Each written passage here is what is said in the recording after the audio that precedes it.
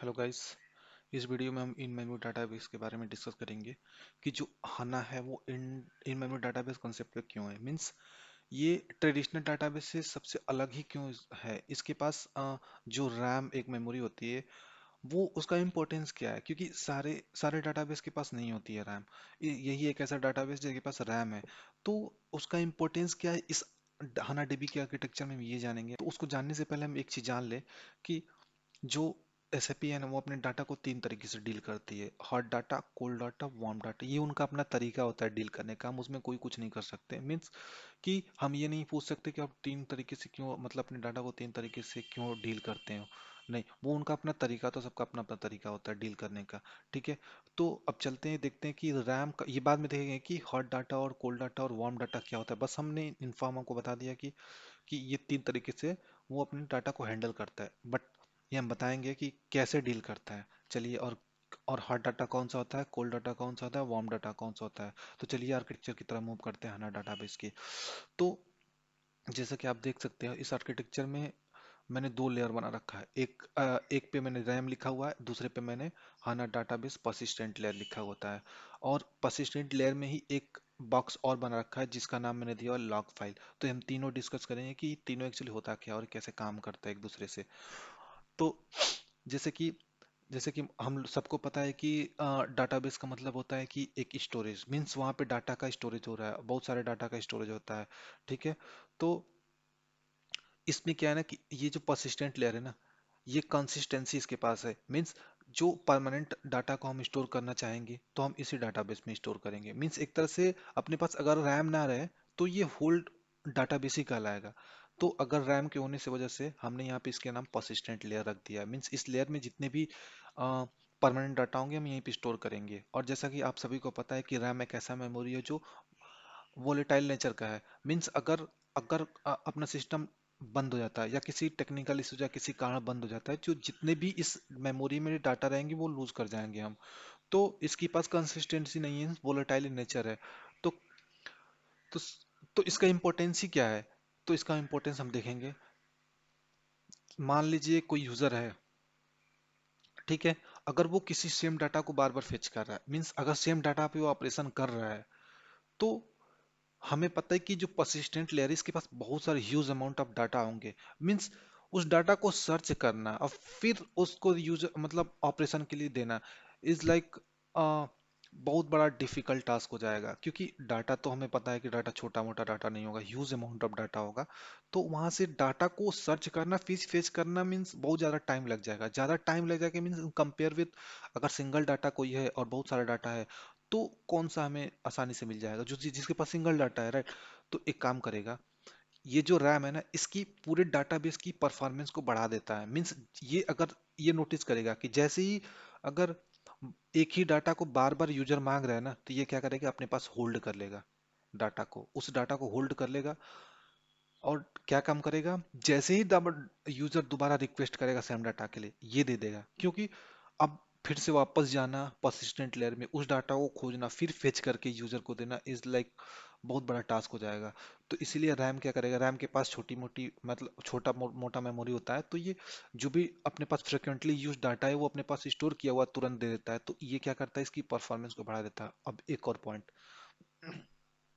जैसे ही हम रैम से डाटा देंगे, तो जो ऑपरेशन अपने को मिलेगा वो रैम पे ही मिलेगा। मीन्स जो कैलकुलेशन करने के बाद हमें रिजल्ट मिलेगा रैम को ही मिलेगा। तो अगर सपोज यूजर ने अपना डाटा प्रोसेस कर चुका है, जो भी डाटा रैम से लिया वो उस पे प्रोसेसिंग कर चुका है, मीन्स जो रिक्वायरमेंट थी वो कर चुका है, बट जो रिजल्ट मिला है वो रैम में है। तो अगर उसी समय मान लो कि अपना सिस्टम डाउन चला जाता है, मीन्स बंद हो जाता है, तो क्या हम तो उस डाटा को लूज कर जाएंगे। मीन्स यूजर ने तो अपना प्रोसेसिंग कर चुका है और वो कॉन्फिडेंस हो गया कि चलो मैंने जो ऑपरेशन किया हुआ है अपने पास डाटाबेस में वो स्टोर हो चुका है, और हम नेक्स्ट टाइम जब रिजल्ट को फेस करेंगे तो मुझे वो रिजल्ट मिल जाएगा। बट ऐसा नहीं हुआ, क्यों?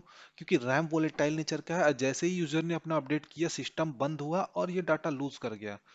तो तो इस ये क्या हो गया, ये एक तरह से डीमेरिट हो गया ना, क्योंकि हम डाटा को लूज कर रहे हैं।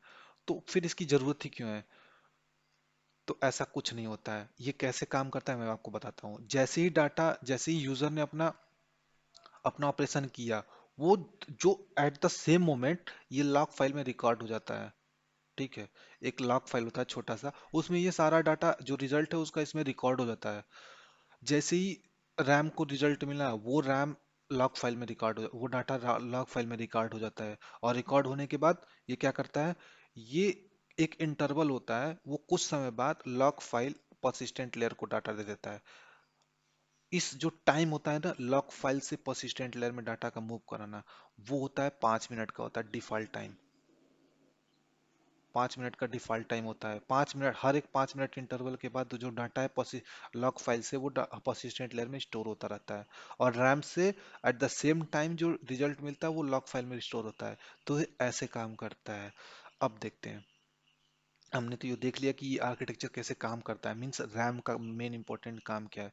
बट हमने ये देखना बाकी है कि log data, hot data, cold data, warm data actually होता क्या है। तो जो फ्रिक्वेंटली यूज डाटा है ना, मींस जो हम हाना डाटाबेस पर्सिस्टेंट लेयर से रैम में जो डाटा जा रहा है फ्रिक्वेंटली यूज डाटा, उसको हम बोलते हैं हॉट डाटा बोलते हैं। जो फ्रिक्वेंटली यूज डाटा होता है उसको हम बोलते हैं हॉट डाटा बोलते हैं। ठीक है। और जो कोल्ड डाटा होता है ना वो हिस्टोरिकल डाटा होता है। आर्काइव डाटा मींस हमने जो जितनी भी पास्ट की डाटा होती हैं अपने पास, जो ऑपरेशन कर चुके हैं, उस डाटा को हम बोलते हैं क्या, कोल्ड डाटा बोलते हैं।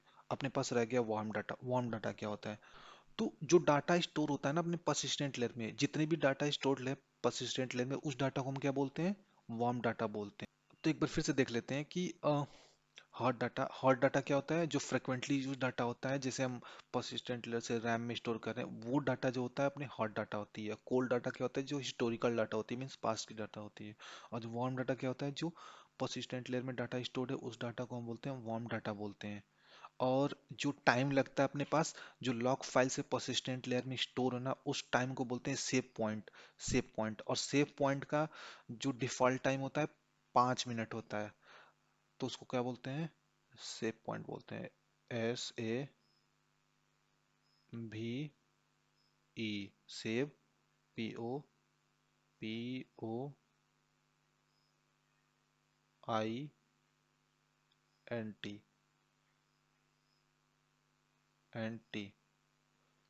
तो इसको बोलते हैं सेव पॉइंट होता है। जो बाय डिफॉल्ट होता है सेव पॉइंट, वो होता है 5 मिनट का होता है। ठीक है। तो आई होप आपको समझ में आ गया होगा कि जो रैम का इंपॉर्टेंट कंसेप्ट क्या है, और ये जो रैम है ना, इसी मेमोरी जो हाना डाटाबेस के परफॉर्मेंस को बढ़ा देती है। तो एक्चुअली हमने ये तो समझ लिया इसकी आर्किटेक्चर, क्या हाना डाटाबेस की आर्किटेक्चर क्या होती है। बट अगर कोई पूछता है कि इन मेमोरी डाटाबेस का मतलब ही क्या होता है, मींस इसका हमें डिफिनेशन, हम तो अगर कोई पूछता है कि what is in memory database, तो हम ये तो एक्सप्लेन नहीं करेंगे सारा आर्किटेक्चर, हमें कोई डिफिनेशन देना पड़ेगा, राइट। तो उसका मेन जो डिफिनेशन होता है इन मेमोरी डाटाबेस का, कि जो जो डाटा का प्रोसेसिंग हो रहा है ना और डाटा का स्टोरेज सेम ही मेमोरी में हो रहा है। क्यों, क्योंकि इसके पास रैम है। रैम का काम क्या आता है, कैलकुलेशन करना। मीन्स इसका डाटा का जो प्रोसेसिंग कर रहे हैं सेम मेमोरी में कर रहे हैं, और डाटा का स्टोरेज भी उसी मेमोरी में कर रहे हैं। तो इसी का मतलब होता है कि इन मेमोरी मीन्स दोनों काम, दो दो काम एक ही मेमोरी में कर रहे हैं, डाटा का प्रोसेसिंग करना और डाटा का स्टोरेज। इसीलिए इसको बोलते हैं क्या, इन मेमोरी डाटाबेस। तो हम क्या बोलेंगे कि both data storage and processing occurs in the same memory. So इसीलिए हम क्या बोलते हैं इसको, इन मेमोरी डाटाबेस। तो आज की वीडियो में बस इतना ही। Thank you.